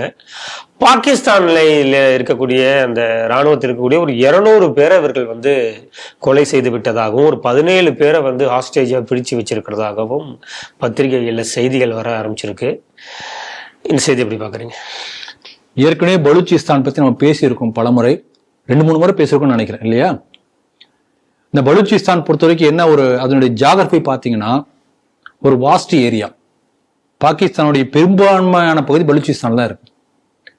2வது லீஸ்ட் பாப்புலேட்டட் ஏரியா, நம்ம குறைந்த மக்கள் தொகை.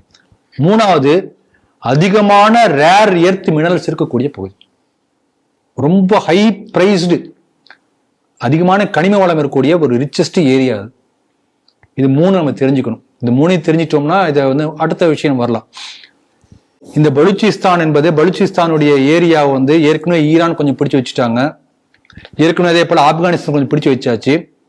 அது பிடிச்சது போக மற்ற பகுதி வந்து தனியா பலூச்சிஸ்தான் ஒரு தனி நாடாக தான் இருந்தது 1948 வரை. நமக்கு 47 சுதந்திரம் கிடைச்சது, 48 வரைக்கும். பலூச் மன்னர் நேருக்கு கடிதம் எழுதுறார், நாங்க வந்து இந்தியாவோட அனெக்ஸ் ஆயிக்கிறோம், பாகிஸ்தான் கூட சேரல. எப்பயுமே நேரு வந்து ஐஸ்கிரீம் சாப்பிட்டுட்டு அவர் பாடி ஜாலியா இருந்தார், கண்டுக்கல. பாகிஸ்தான் 48 பலூச்சை கைப்பற்றி அதை தன்னுடைய மாகாணமாக அறிவித்தது. நடந்தது. ஒருங்கிணைந்த பாகிஸ்தான் ஆயிடுச்சு. ஒருங்கிணைந்த பாகிஸ்தான் என்று பாகிஸ்தான் கான்ஸ்டிடியூஷன் சொல்லுது. மக்கள் மனதளவில் பாகிஸ்தானோட சேரல அன்றிலிருந்து இன்று வரை. ஏன்னா அதுக்கு முக்கியமான காரணம்னா, அது முழுக்க முழுக்க இந்த மலைவாழ் மக்கள் சொல்றோம் இல்லையா, இங்க ட்ரைப்னு சொல்லுவாங்க. நான் ட்ரைப்ங்கிற வார்த்தை யூஸ் பண்ண மாட்டேன், புரியறதுக்காக ட்ரைப்ங்கிற வார்த்தை சொல்றேன். அது முழுக்க அந்த மாதிரி வந்து மக்கள், இன்னும் பல பேர் எழுத படிக்க தெரியாது, அந்த மாதிரி தான் இருப்பாங்க. அவங்க என்னன்னா, பல 1000 ஆண்டுகளுக்கு முன்பாக வந்து அங்க இருந்த அந்த மௌரிய சாம்ராஜ்யத்துல முக்கியமான ஒரு பகுதியா இருந்தது. பல பேர் புத்திஸ்டா இருந்திருக்காங்க, ஹிந்துக்களை இன்னும் கூட பல பேர் இருக்காங்க.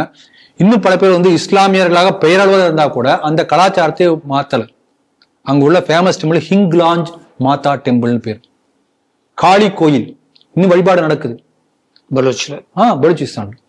அதே போல அவங்களுடைய இந்த ஏற்கனவே சொல்லியிருக்கோம், அவங்களுடைய திருமண சடங்குலாம் பார்த்தா மராத்தி திருமண சடங்கு மாதிரி இருக்கும். இந்த 3ஆம் பானிப்பட்டு போர் நடந்தபோது ஹரியானால அங்க பானிப்பட்டுல கேப்சர்டு மராத் வாரியர்ஸ் எல்லாத்தையும் பிடிச்சிட்டு அடிமைகளாக கொண்டு போய் அங்க இஸ்லாம் அரசர்கள் வச்சிருந்தாங்க. அவங்க அங்கேயே தங்கிட்டாங்க, செட்டில்டு. அவங்க மூலமாக அந்த மராட்டியன் வெட்டிங் கல்ச்சர்ல அங்க வந்திருக்குன்னு சொல்றாங்க. அது ஒரு வரலாற்று ஆராய்ச்சியாளர்கள் சொல்றாங்க. அதே போல பலூச் வந்து அங்க உள்ள பலூச் மொழி பேசுறாங்க. அவங்க வந்து அவங்களுடைய பாரம்பரியமான ஃபோல்க் ஆர்ட், அதே போல மியூசிக், இதெல்லாம் ரொம்ப ஃபேமஸ். இஸ்லாத்துல வந்து இதெல்லாம் ஹராம் என்று சொல்லப்படுகிறதோ, அந்த ஹராமெல்லாம் இன்றைக்கு வந்து அவங்க ஹராமாக அவங்க சொன்னாலும் கடைபிடிச்சிட்டு இருக்காங்க. ஒரு கட்டாயத்தின் பேர்ல வந்து அவங்கள முஸ்லீம்லாம் ஒரு காலத்துல மாறினால் கூட ஹிந்து கலாச்சாரத்தின் அடையாளங்களை அப்படியே தக்க வைத்துக் கொண்டிருக்கிறார்கள். புத்திஸ்ட் கலாச்சாரத்தின் அந்த அடையாளங்களை தக்க வைத்துக் கொண்டிருக்கிறார்கள். இதான் பலூச்சினுடைய ஒரு கலாச்சார பின்னணி. இது நான் சொல்ல வரேன். இன்றைக்கு இப்ப என்ன ஒரு பெரிய பிரச்சனை வருதுன்னா, இந்த பலூச்சிஸ்தான்ல சிபிஇசி என்று, அதாவது சைனா பாகிஸ்தான் எக்கனாமிக் காரிடார், அப்படி ஒரு நம்ம பாகிஸ்தான் ஆக்குபைடு காஷ்மீர் ஒரு ரோடு போட்டு பலூச்சிஸ்தான் வழியா வரைக்கும் போட்டு, சைனாவும் பாகிஸ்தானும் பொருளாதார வளத்தில் மேம்படுவதற்காக இந்த ரோடு போடப்படுகிறது என்று சொல்லி, அவன் நோக்கம் என்னன்னா, இங்கு உள்ள ரேர் மினரல்ஸ் முழுக்க வந்து அப்படியே கபலீகரம் பண்ணணும், வேற எதுவும் நோக்கம் கிடையாது. இப்ப அமெரிக்கா வந்து என்ன பண்ணாலும் அப்படியே பாகிஸ்தான் தாங்கி தாங்கி தாங்கி ஏன் பிடிக்கிறான்னா, இந்த பலூச்சிஸ்தான் இருக்கக்கூடிய அந்த ரேர் எர்த் மேல வந்து அந்த அளவுக்கு வந்து அவனுக்கு ஒரு பெரிய கண். இவங்க எல்லாருக்குமே பாகிஸ்தான் ஏன் பலூச்சி விட மாட்டேங்கிறான், அவனுக்கு அது மேல கண். ஆகவே இந்த கனிம வளங்களை சுரண்டுவதற்காக எல்லாம் சேர்ந்து உங்களை மொட்டை அடிச்சிட்டு இருக்காங்க. இதான் நடந்துட்டு இருக்கு. இப்ப அங்க வந்து சுதந்திர போராட்டம் பெரிய அளவுல வந்திருக்கு. நாங்க தனியா பிரிய போறோம் என்று சொல்லியிருக்கிறார்கள். கிட்டத்தட்ட வந்து பாகிஸ்தானுடைய கண்ட்ரோல்ல இருந்து அது போய்விட்டது என்று கூட சொல்ல முடியும். அந்த அளவுக்கு நாளுக்கு நாள் நிலைமை மோசமாயிட்டு இருக்கு. இது ஒரு வகையில் நல்லது. என்னன்னா, இது வந்து பாகிஸ்தானுக்கு மட்டும் இல்லை, சைனாவுக்கு ஒரு பெரிய வார்னிங், யுஎஸ்க்கு ஒரு பெரிய வார்னிங். அதனால நல்லது நடக்கட்டும், பார்ப்போம் நடப்பவைகளை. இன்றைய 5 செய்திகள் குறித்து சிந்தித்து தனது அனுபவங்களோடு பல உதாரணங்களோடு கருத்துக்களை நம்மோடு பகிர்ந்து கொண்ட மூத்த அரசியல் விமர்சகர், சமூக செயற்பாட்டாளர் திரு ராம வெங்கடாத்திரி அவர்களுக்கு ஸ்ரீ டிவி நேயர்கள் சார்பாக நன்றிகளை தெரிவித்துக் கொள்கிறேன். நன்றி சார். ஜெய் ஹிந்த், ஜெய் ஸ்ரீராம், வந்தே மாதரம்.